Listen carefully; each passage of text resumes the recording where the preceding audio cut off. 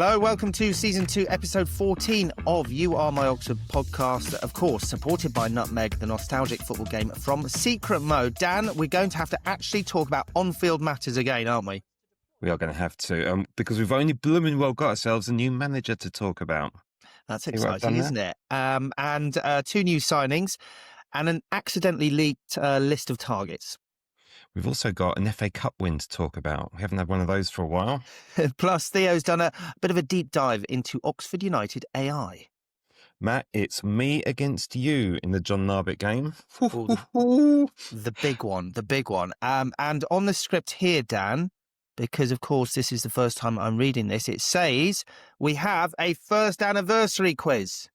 We do indeed. All that and more, Matt. Let's crack on quickly.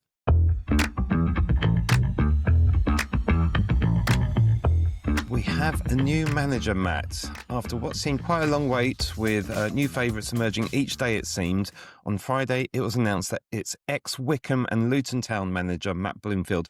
Nice for him at last to get a chance to manage a big club, I suppose. How are you feeling that? I'm excited, Dan, I'm not going to lie. Dan, I asked you, I think it was in the last pod, what type of manager we wanted to replace Rowett, and I kind of put it on you. Would you like someone who was brought in kind of solely to keep us up at all costs, win at all costs, or someone with a bit more of an eye on the future, likely, maybe not to keep us up, but put us in a strong position, hopefully, to then rebuild in the summer and put us in a good position to come back up from League One? And I'll be honest with you, Dan, I think we've got the best of both worlds in some ways. Let's start with a few positives about the signing of Matt Bloomfield. Firstly, he plays attacking football, apparently, which after a year of Rowett, I think kind of everyone is kind of up for. And actually, I think we have a few players to play a bit more of an attacking game. Secondly, he seems like a genuinely good bloke. And I know this doesn't really matter in a football manager, but people in the game seem to say that he cares about players, he cares about the club, he cares about the fans. And honestly, I think that's quite important. We've got quite an honest bunch of players, I think. And I think what that means is that everyone will push in the right direction. There won't be too much friction between kind of big names and big egos and all that kind of thing. And also, Dan, and I think this is very important, this appointment stops us from being that club that we often talk about, I think. Honestly, if we'd gone down the Russell Martin or the Will Still route, I think we were in danger of becoming that club. Because let's be honest, they would have viewed Oxford as like a bit of a stopgap to help maybe rebuild their reputation before going on to something bigger. So this kind of feels right. And what I'm excited about is we are not a basket case club at the moment. We are not cut adrift at the bottom. We have winnable games in the next couple of months. We have an honest group of players, as I said, who you imagine will want to push in the right direction. We have a group of players who give a shit, and I think the new manager will come in, tease out the best of them, and I'm feeling a bit confident about it. And something that is overlooked often, and I think is quite important, he lived and worked in Wycombe for years, so obviously he knows the area fairly well. It's not too much of a big family upheaval or anything like that. With Rowett, obviously he was so rigidly based in Derbyshire, so it always felt a bit temporary. With Bloomfield, I'm hoping we can view this as a bit of a long-term fix. Listen, I know a lot of people are underwhelmed by his signing, but genuinely, I'm excited and pleased we went for him over all those names we mentioned: Sheehan, Still, Martin, Rooney, Manning. But Dan, what do I know? But I believe you have been speaking to people who do actually know. Yeah, that's right. I've been doing a little bit of research into Matt Bloomfield. I've tapped into the knowledge of a friend of a friend. And a friend, actually, as well. So that's one Wycombe fan and one Luton fan. I was expecting very different views from each of them, but actually there were some themes. Let's start with Luton Ross, a Luton fan, obviously with a name like that. Kindly, he gave his assessment in a voice note, which I'm going to play now. If I was going to be generous, I'd say Bloomfield was probably right coach, wrong time. I think he actually is like a quite talented coach. Ironically, we probably needed a bit more of a Gary Rowett new manager bounce type, just get us away from the relegation zone of the Championship last season, long enough for us to spend the oodles of cash we've got and rebuild our our squad, and that didn't work in Bloomfield's favour either. We should have rebuilt as soon as we went down. So he inherited this kind of hodgepodge of people, half of whom probably didn't want to be there. But anyway, he didn't win his first 8 games. That wasn't great. And he was a bit sort of single-minded about how he wanted to play. And then suddenly became a pragmatist and switched to a back 5. And to be fair to him, last 12 games of the championship season, but one, which was the last one when we lost 5-3 and we were fucking awful, we were the 3rd best team in the league on form. And we went down by a point. So like everything could be very different if we just turned up on the last day of the season against West Brom. It was just a weird one. Like I think everyone sort of was like, yeah, he seems like a decent coach, but nobody was particularly disappointed when he finally got sacked. Like he oversaw a pretty woeful summer transfer window. You know, that was his chance to rebuild, and what he left us with was like quite a weirdly unbalanced squad. Like he seems quite obsessed with fast direct forwards. Basically he likes a lot of forwards. He likes to like have loads of choice up there. Doesn't seem to be a lot of focus on creativity or anything through the middle of the park. Like it was so stark, Wilshire's first game, like so noticeable when we suddenly started like immediately playing through the middle of the park again. I was like, oh god, yeah, I've forgotten that we just stopped doing that completely. I think the jury's still out on him basically, and it's, you know, it's fair to say he's a young coach still, right? He's obviously got ideas and some talent. Like he genuinely got a tune out of us in the championship at the end of the season. That being said, he left us with a flabby, unbalanced squad and no discernible style of football. I'm a bit surprised by that, Dan. I'm not going to lie. Listen, it's not a glowing assessment, but it's also a long way from a damning one in some ways. I mean, it did look like he was, let's be fair, a bit of a terrible choice at first for Luton last season. But when they went on that winning run, I think we were looking over our shoulder a bit, and everything seemed to click. So, Dan, you've also been getting some feedback from a Wycombe fan who we both actually know. Yeah, I think the Wycombe fan was secretly delighted to be invited onto a podcast to talk about a bigger club up from just up the road. This is our old colleague, Tim Peach. He's a huge Wycombe fan, and understandably, he is glowing in his assessment of Matt Bloomfield. First thoughts when we heard that Bloomfield was going to Oxford, I think most Wycombe fans were just really pleased for him. He is a great of Wycombe. He is a Wycombe legend. He's played over 500 times for the club. He's coached us, got us playing playing the best football I have ever seen us play. So most people are just really pleased for Matt. I think there is a slight sadness that he's gone to a team who we've got a bit of rivalry with, but I think most people can look past that and will want him to do well. I think perhaps for people who haven't seen, followed Wycombe closely, they might wonder whether he is sort of an Ainsworth protege. What I'd say is that, yes, he certainly spent a lot of time under Gareth Ainsworth, and Ainsworth talked about Bloomfield's leadership. He called him one of his generals. He had these generals that, Joe Jacobson and Bio Akinfenwa and Matt Bloomfield, these leaders on and off the pitch.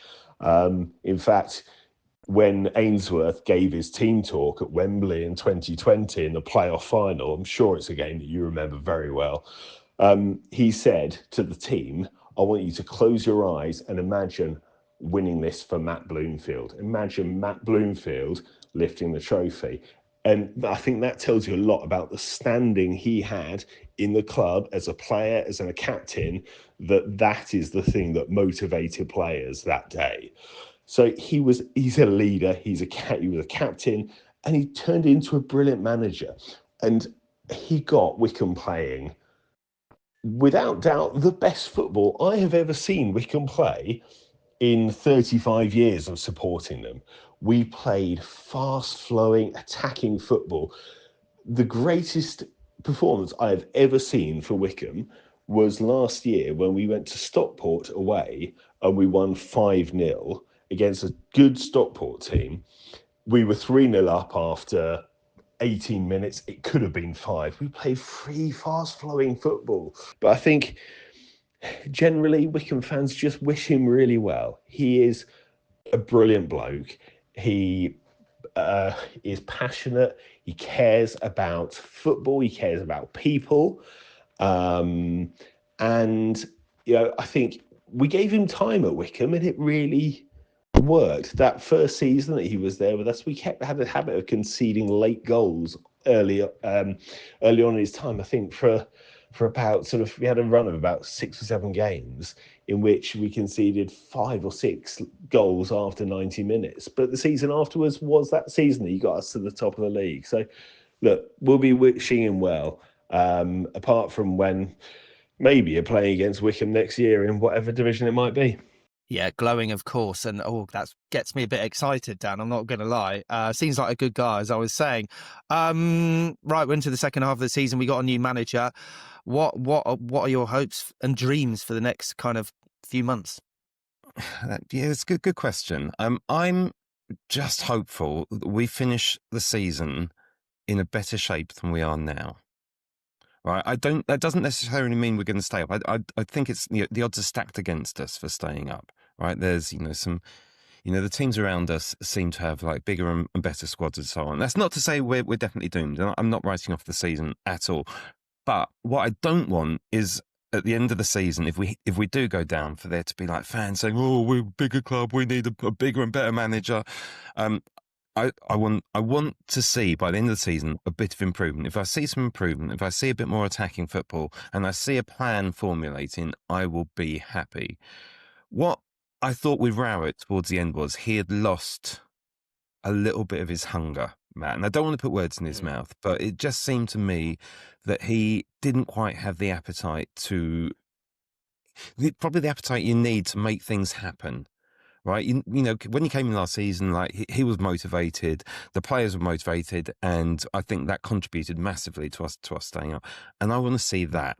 I want to see that at the end of this season. If we've at least given it a really, really good shot, if like the fans are on board, the players are clearly on board. That's what I want to see. And I don't want to sack another manager at the end of the season. I really, really don't. We've had too many managers over a short space of time.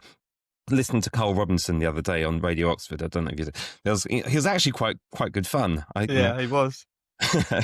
And quite an engaging kind of character, which I guess he always was. I've always kind of thought he was a little bit David Brentish. Yeah, there is an element of that, yeah. But you could absolutely good fun in kind of small measures, I think. Yeah. But he said, God, how many managers have you had since I left? Because, when he was there, we'd had like nothing but stability for a number of years before that. And we've had absolutely loads, and we can't afford to become that club. We have to start building properly again. So if we do go down, as long as there is improvement, I will be happy. Yeah, you're right. Hopefully this is one for a bit more of the long term. And what I quite like, just to finish this off, is he's got a good solid week of the players with no quick game turnaround. So we've got a week in the training ground, you hope, and then we've got 2 home games. We've got Bristol City and then we've got QPR. So, which on paper, you'd say, hopefully get some points out of those. So fingers crossed, exciting times. Let's see how things are in a month or so.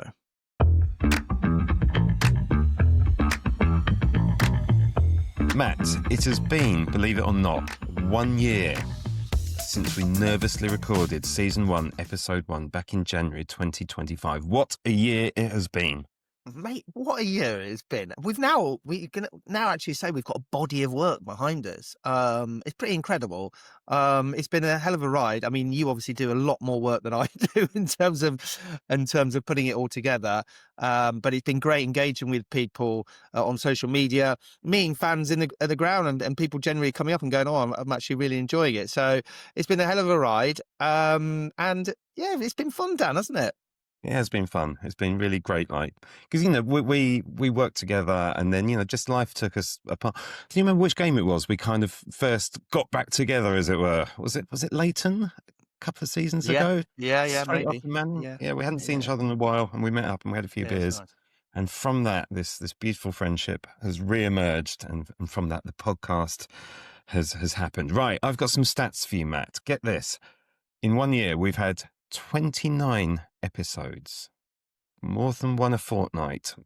Matt, we've had over 30,000 views and listens to our podcast in that time. And on our social videos, we've had over 200,000 views. Something else. And we've also got one very happy sponsor. Man, when you throw those numbers out there, very impressive. Very happy, and long may it continue, and long may we continue to grow. And Matt, to celebrate our birthday and to celebrate your avid listenership to our podcast, I'll set you a short quiz to see how much you remember about those 29 episodes. Questions now, answers as always at the very end of the pod. You ready? Have you got a pen? Do you want to write these down? This seems maybe a bit more of a pointed go at me. rather than... Not at all. It's No. for our listeners. Let's give it a go, because as you well know, Dan, my brain is like a sieve. But let's give it a go. Go on then. Go on then. All right. We, as you know, Matt, we have a lot of footage and archive to our video versions of the podcast. What, Matt, was the very first goal we actually showed on our YouTube podcast? And Okay. I'll give you a clue. It was something you were talking about nostalgically. It was something I was talking about nostalgically in the first episode. Very first episode. Oh, is it? Mm. I've got. All right. Is it a Answers Joey at the Beecham end. goal or a Paul Moody goal? Let me think. Okay, next. Nice easy one for you here. We were sent Mark Rule's wonder goal, and we played it to him just a couple of episodes ago. But who did he score that goal against? Okay, I think I know this one. I should know this one. Just it's fairly recent. All right, next. I will be surprised if you can remember this. I had to look this one up myself. Way back in Series 1, Andrew Dawson came onto the show to talk about a song that Oxford United had recorded in 1996. What was the name of that song? And can you remember the band? Can I remember the band? The band's a bonus point. Okay, next. I'll give you a clue. It's similar to the name of our podcast. Yeah, that's what I was thinking. Okay, question 4, Matt. The commentary from Nathan that we use in our title music. What goal was he commentating on? Okay, I'll have a stab at that. I mean, that's not really about this podcast, but that's just, No, it's a nice a good bit of trivia. question, though. It's a good question. Question 5. Our guest Simon Watts told a hilarious anecdote back in episode 7 of Series 2. His dad earned money for which home improvement and how? Oh, okay. Yeah, I think I've got that. Yep. And finally, who was the very first player mentioned in our podcast? It could be one of a couple. I mean, it could be our favourite, couldn't it? All right, thank you. I've written down those. I think I've got a good stab at a couple of them. 3, I think I'm just going to have to absolutely guess. All right. Some of them I'll be surprised if you get. I'm not going to lie. I will give the answers, Matt, later in the show.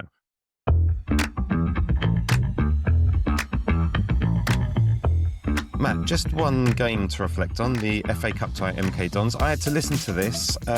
You know what? It sounded scrappy, but I love an FA Cup win, and I loved our 2 new signings as well. Go on. Oh, it's great to be in. It's great to be in the hat for the 4th round, isn't it? It's just a nice feeling. It's nice to get it out of the way on a Friday as well, and just see all the other clubs kind of scrap over the weekend. So, all in all, job done. I think I'm going to quote one of our new signings who said on his Instagram post, excited to be part of this great club.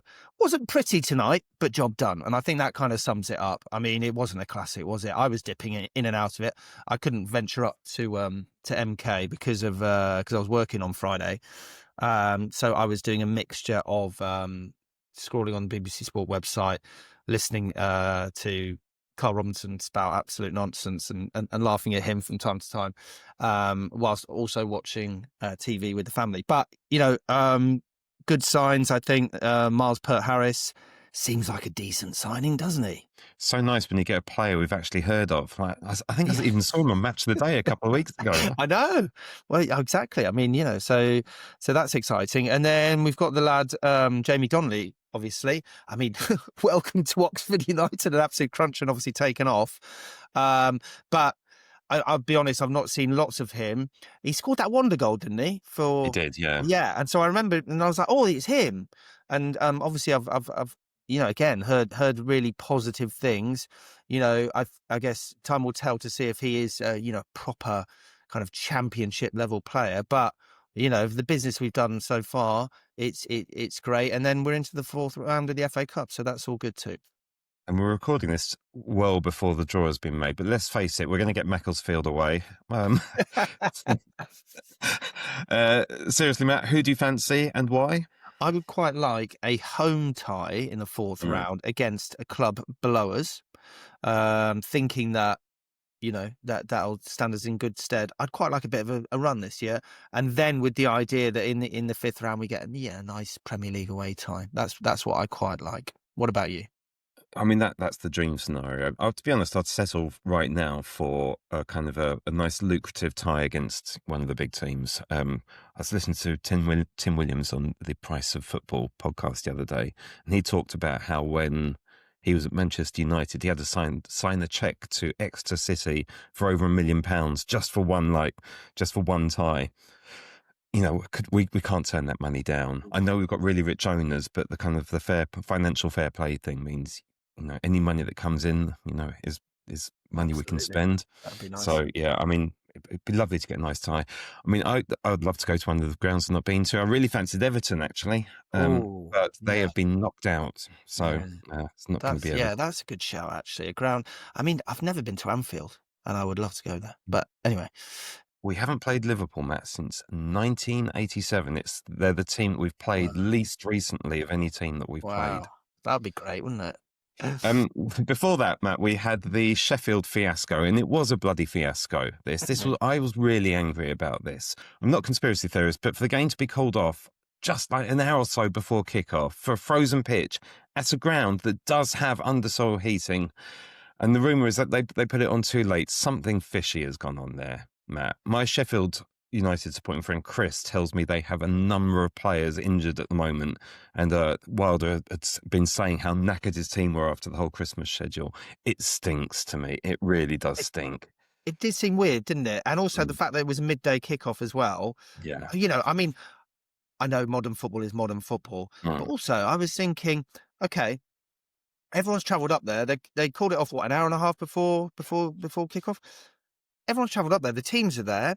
Why not delay the kickoff by an hour 100%. or two? 100%. I mean, it was due to be televised, wasn't it? But, I mean, common sense has got to prevail there. I know that Sky couldn't show it at 3:00. Oh, no, they could do, because it's not a Saturday afternoon. So, yeah, no reason whatsoever. Fishy. And really disappointing for the fans who'd, gone up there. 100%. Yeah, really, really cross about that.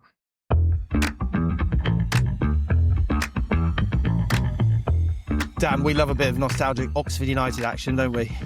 We do indeed, Matt. And so it seems does our audience. If only there was a way of reliving those glory days of the 1980s and early 90s again. If only there was a way, Dan, you're right. Wait, Matt, what's that nutmeg logo down there? What's nutmeg again? Very good shout. It's a nostalgic football management game, Dan, actually. It's coming out in March, and it allows you to manage teams and players from the 1980s and 1990s. So it's right up our street. It's right up the street of our listeners and viewers. It sounds amazing. I'm going to get onto Steam and wishlist that right up. Full steam ahead. Steam me up, Scotty. Anyway, sometimes, Matt, I like to go back onto YouTube and watch old games. But when I'm doing that, I think sometimes, my God, it looks such a different sport to the one we watch now. I love a YouTube, going down the YouTube rabbit hole. And you're right, some of the old footage is incredible. The pitches, Dan. incredible. The tackles, wild. Yeah, I love it too. On YouTube, there's a whole heap of old games from our glory years. It's a real surprising amount given how little football is actually covered on TV back then. One of the games that fascinates me most is from 1985, our first season in the top division. And relatively early on that season, we faced giants Liverpool, who would end up as champions that season. Dan, I've seen the lovely video that you made for our socials. Listeners, viewers, if you've not seen it, please check it out. Done a cracking job again of highlighting this game. It's on YouTube Shorts, TikTok, Instagram, Facebook pages. It's a cracker. It is a belter. In that video, I asked the question: was 1980s football rubbish? And I kind of conclude that it wasn't rubbish. And I don't think it was rubbish, but I don't really get a chance to go into any detail. But Matt, I thought it'd be quite an interesting discussion point. Was 1980s football rubbish, or was it just hugely different? Well, I mean, I think you've hit the nail on the head. It was just hugely different, wasn't it? And I think the thing with modern football now is that everyone's a bit of a robot, right? So everyone's super fit. You've got these amazing, training academies and, data and analytics. There was none of that back in the day. So it was a lot more down to raw talent, wasn't it? And let's be honest, everyone was kind of unfit and the pitches were rubbish. The tackles were insane. So what I would say is back in the day, it was a lot more about talent. If you think someone like Kevin Brock, right? He was doing all this, incredibly skillful stuff on these pitches with people flying into them. So in some ways, I think football was better in the 80s because of that. It was all down to talent. Now everyone's so robotic. Everyone's on the same level. Everyone's as fit as each other. So, everyone comes on for a 30-minute cameo and this kind of thing. So there was a lot more raw talent, and what that meant was there was a lot more of these incredible performances, be it, and I mentioned Kevin Brock there, but be it, you had these mavericks like George Best or Frank Worthington or whoever. So yeah, that's my view on it. What do you think? Yeah, I think the other massive difference we have now, obviously so many differences, you rightly touched upon, everything, the training, the pitches, the rules have changed obviously as well. We had the back pass rule then, obviously. So, you could just whack the ball back to the goalie and you'd be able to pick it up and hold it forever.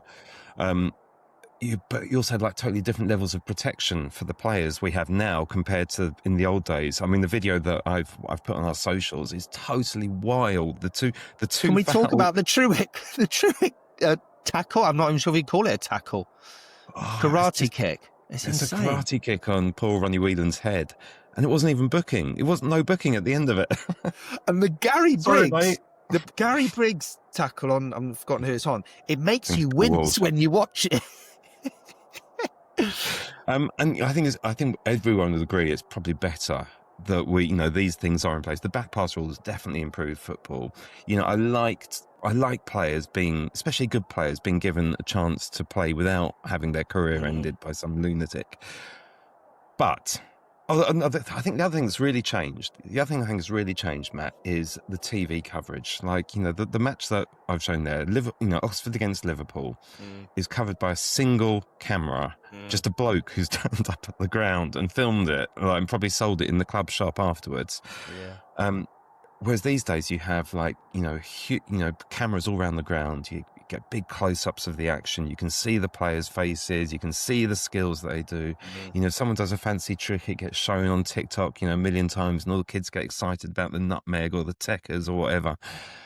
So I think that has changed our perception of football as well, because we can see the skills a whole lot more closely. We see the super slow-mos of the guys dribbling and so on. You go, oh, that's amazing. Whereas in the old days, a lot of that just wasn't seen. Yeah.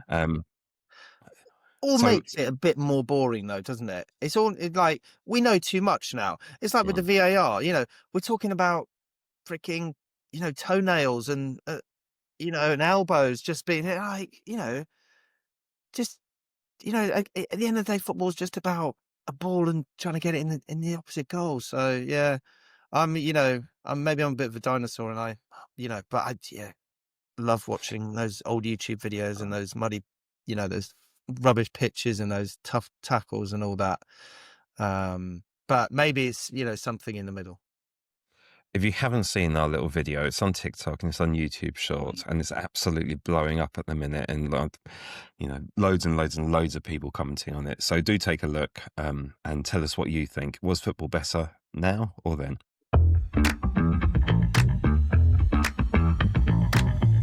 Right, it's time for our regular statistics section, and of course that means our man with his finger on the throbbing pulse of XG is here, the man like Theo.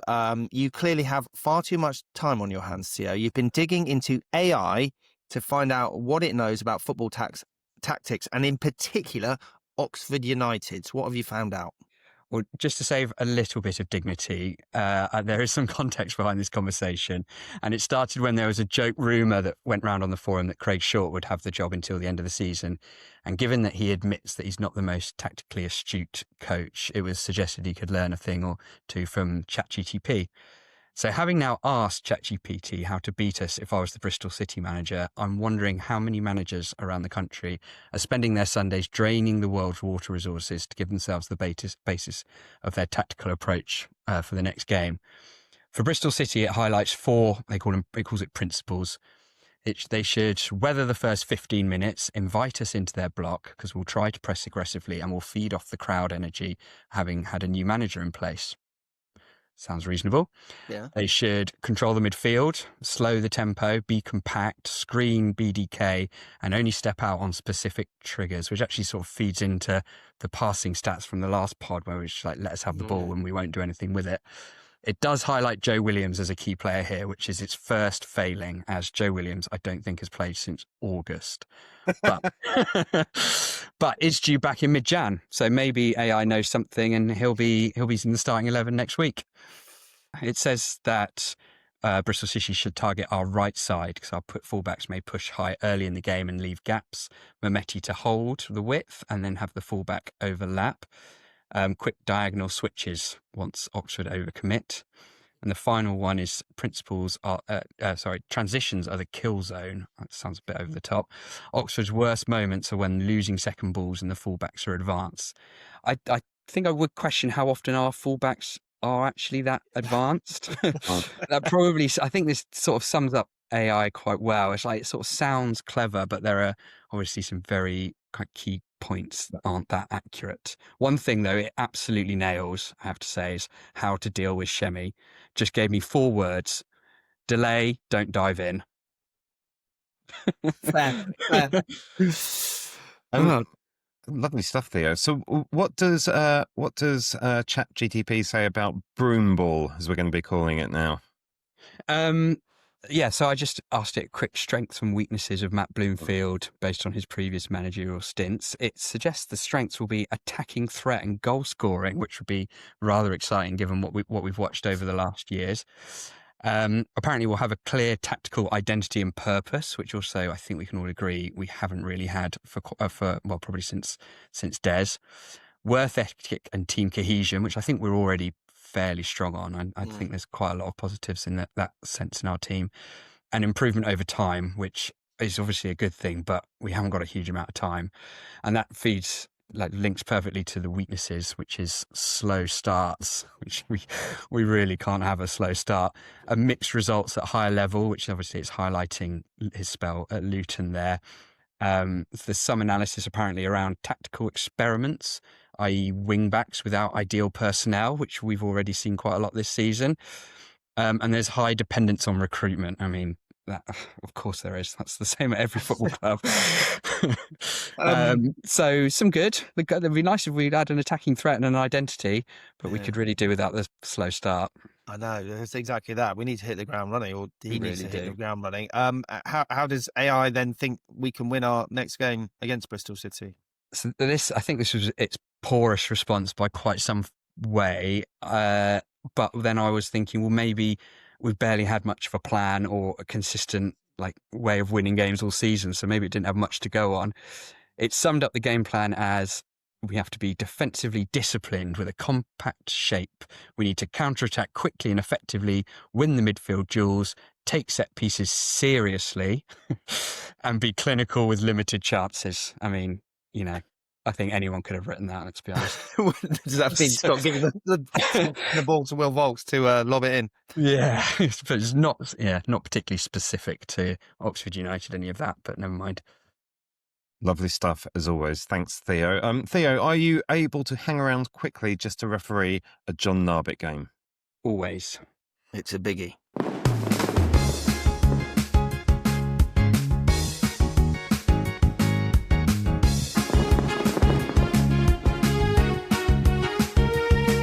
The John Narbit game with nutmeg.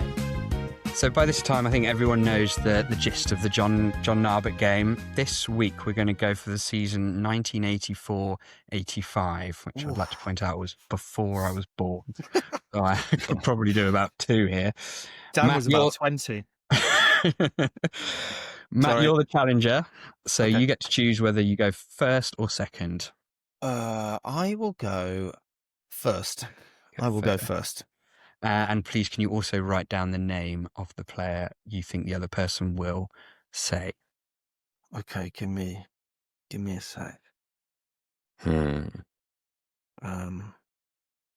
Okay, good to go. All right. Whenever you're ready, Matt. I am going to kick off with Billy Hamilton.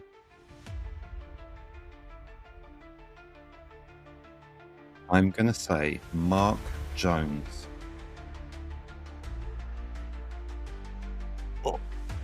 Okay. I am next going to go to Kevin Brock.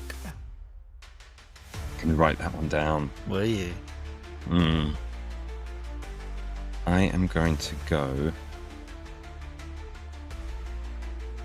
Gary Briggs.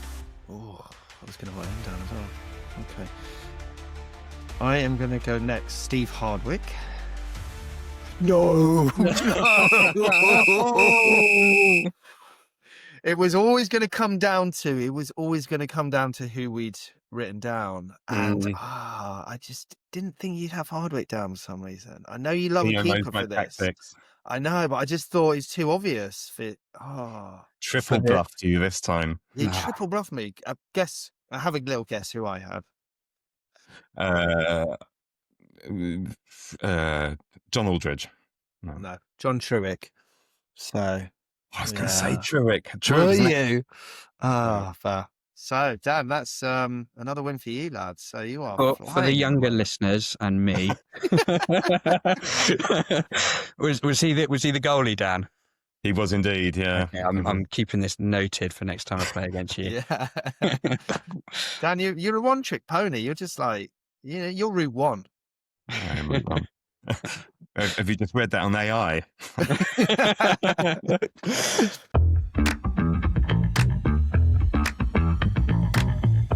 Of course, one thing we've not talked about yet, Dan, is the video of our former chairman, Tiger, who accidentally leaked out on his Instagram,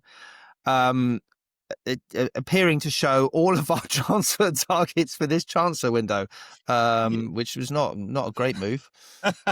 It's quite funny, wasn't it? Honestly, it looked like quite an embarrassment for the club, but it wasn't totally clear who all the players were. So, Matt, I have put it through a clever video editing AI filter. Oh, nice. And was quite surprised with what came out. Let me play it for you. His name is Colin Greenall.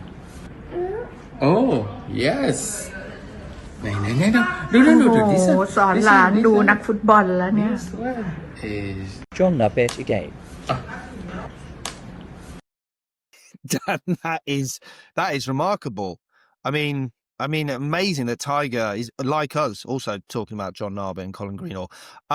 That doesn't look so much like Oxford's transfer target, so it looks more like our wish list for guests this year. Is that fair to say? Yeah, I've got no idea how he got hold of that. It's quite an embarrassing leak for us there, Matt. And for the Behind the Badge podcast, because they'll be interviewing the same people a few months later. You meanie. I think this section is definitely one to take a look at in our video version, listeners. So do take a look on YouTube or Facebook. Leave a comment on our YouTube page if you think you can work out who all of those people are. Oh, yeah, good game. Good game.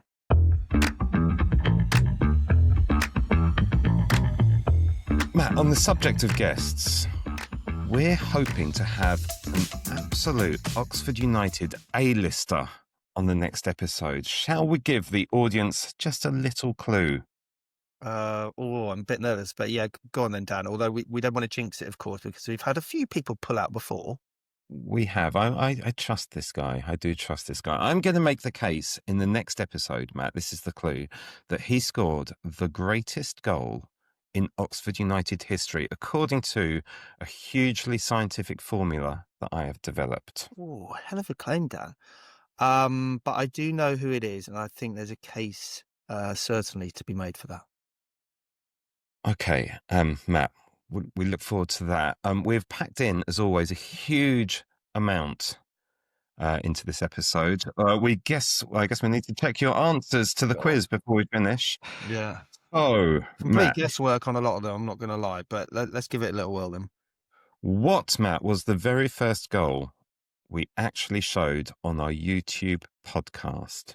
At first, I thought maybe it was Paul Moody v Cardiff, but actually, was it Joey at home against Blackpool?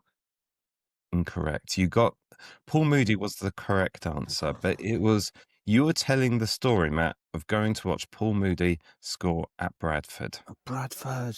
Oh, And what a wonder goal that what a was. wonder goal. One evening that was. Oh, yeah, I enjoyed that. All right, yeah, I should have known that. All right, next. Okay. Who was Mark Rule's wonder goal against? Okay, I think I've got this right. Mm-hmm. I think it was Cambridge United. That is the correct answer. Okay. Andrew Dawson played a wonderful Oxford United recorded song from 1996. Can you remember the name of that song? I mean, straight away my head went to "You Are My Oxford," but then I'm like, well, no, because that's our podcast. But I think it's something like that. I mean, was it as simple as "You Are My Sunshine"?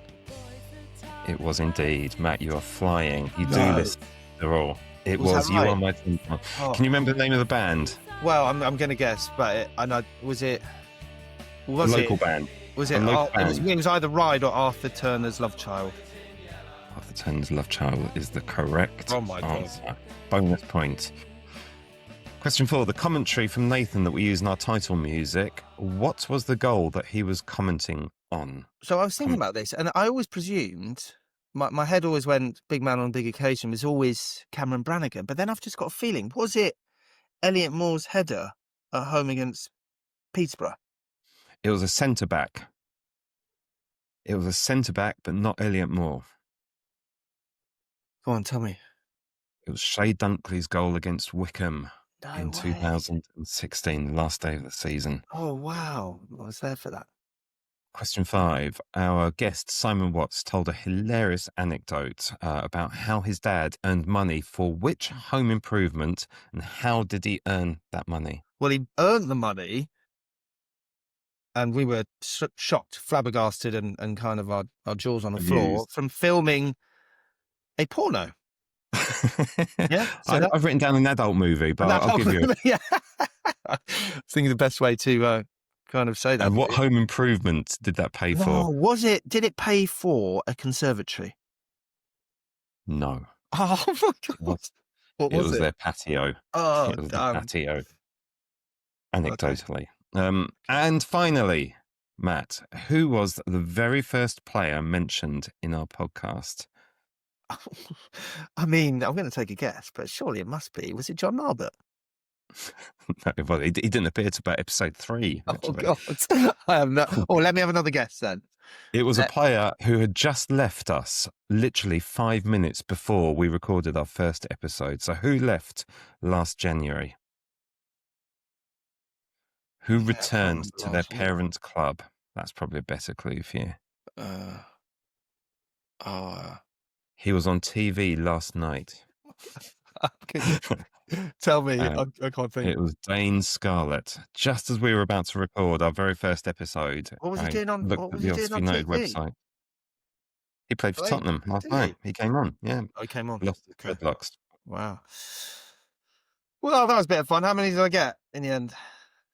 3 or 4. Three or 4 out of 6. Not too bad. It shows that, Dan, I do listen. But, guys, go back and listen. Hopefully that's kind of whet the appetite. But it's been a cracking year. We've had some cracking guests. We've had a lot of laughs. I mean, that Simon Watts episode, if you've not heard it, please go back and listen. Si is a massive Oxford fan. He's also really fantastic at his job. He's a Sky Sports news reporter, so sees a lot of that kind of behind the scenes kind of football life.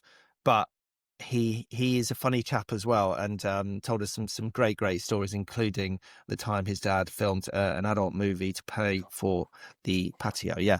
But some, just looking back at the last year, what's some of the highlights that stood out for you, Dom?